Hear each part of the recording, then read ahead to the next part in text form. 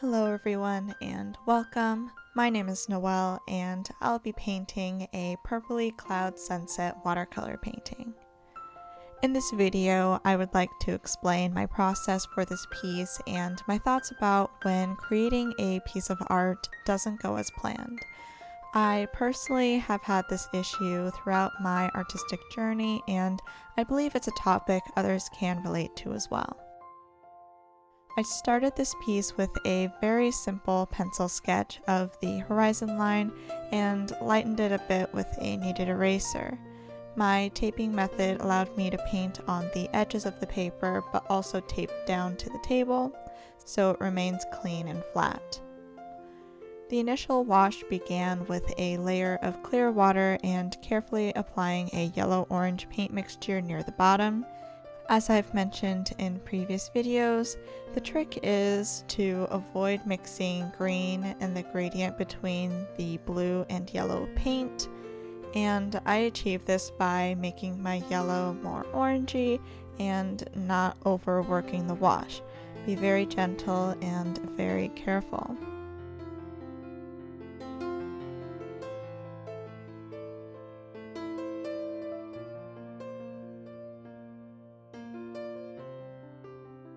I messed with a small area to paint the sun by adding paint, adding clear water, and lifting the paint. While I was waiting for the paint to dry, I was mixing paint for my next layer when I flicked paint all over my canvas. Aside from being in shock for a solid 10 seconds, this didn't bother me because I knew that I intended to paint over most of it anyway. I painted my first layer of the horizon, let that dry, and jumped into painting the clouds. This piece, like most of my other ones, is very experimental. I started with an idea about how I was going to paint these clouds, which was to work in chunks in the form of several small washes rather than the entire sky at one time as one large wash. My goal was not to replicate my reference photo to a T, but as someone learning to paint clouds, I didn't want to stray too far away from the photo and miss some interesting and unexpected cloud details. As you might be able to tell, I'm trying out different techniques like wet on wet washes, softening edges, lifting paint, adding more paint, and just simply playing around. For puffier clouds, I applied a layer of clear water onto the surface and applied my paint mixture on top. If I want a hard edge to be softer, I lifted paint around the edges of the shape so it blends into the background smoothly. This general idea pretty much encompasses my entire process in this portion of the painting, and I hope my editing skills have been able to demonstrate that well for you watching.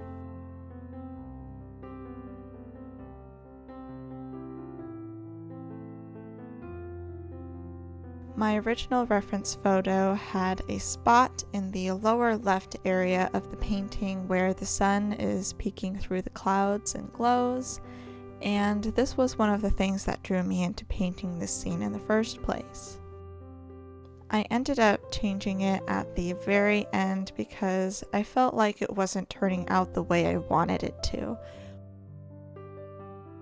When I look back at my footage now, I don't think it turned out as bad as I felt it was at the time. It worked as a strong focal point for this piece, and that's also why I enjoyed the reference photo so much.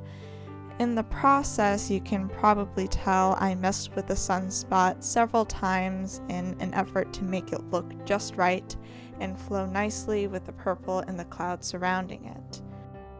I debated about whether I should include footage of my painting process for the sun glare in this video because it did not make a strong appearance in the finished painting.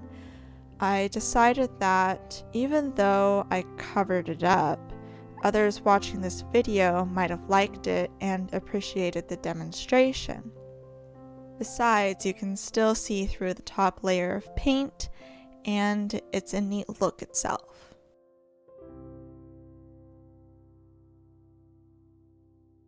The change isn't necessarily good or bad, it's just different. I feel like the painting was good either way, and I was especially pleased with how the clouds turned out.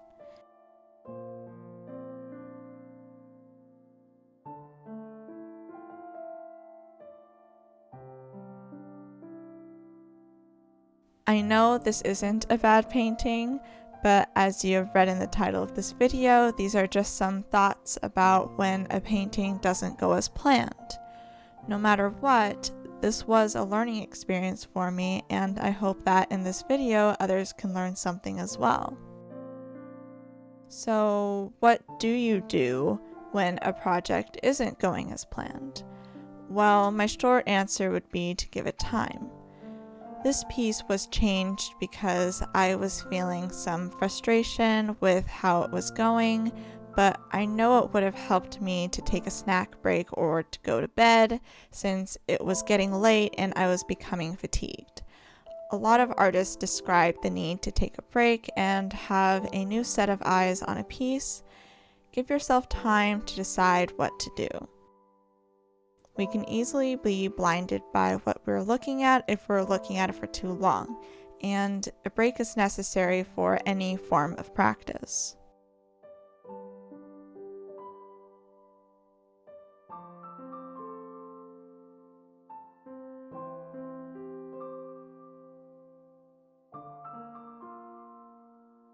If I were to paint this again, I think I would take a scrap piece of paper and practice painting the sun glare in different ways on that. That way I can focus on the specific section of the painting by itself without the distraction from a whole piece. This works for any project, not just watercolor.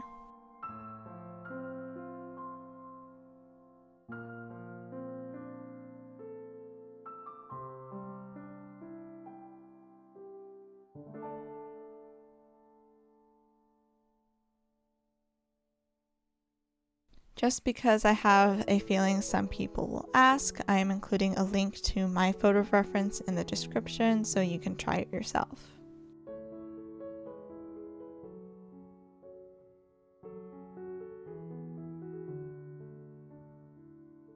I think I got all of my thoughts down, but feel free to share your thoughts in the comments.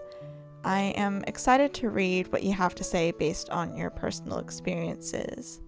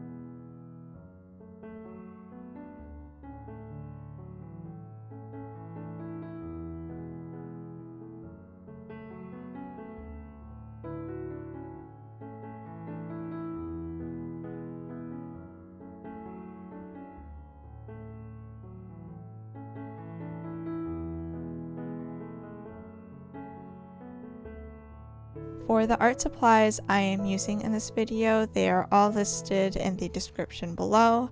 For art supplies I use and recommend to others, you can visit my Amazon storefront lists link below, where I'll receive a commission from items purchased following the link. I hope you enjoyed watching this process. If you did, consider giving me a thumbs up or subscribing to my channel. You can find me on my social media. I am the most active on my Instagram. Thank you so much for watching, and make it a great day.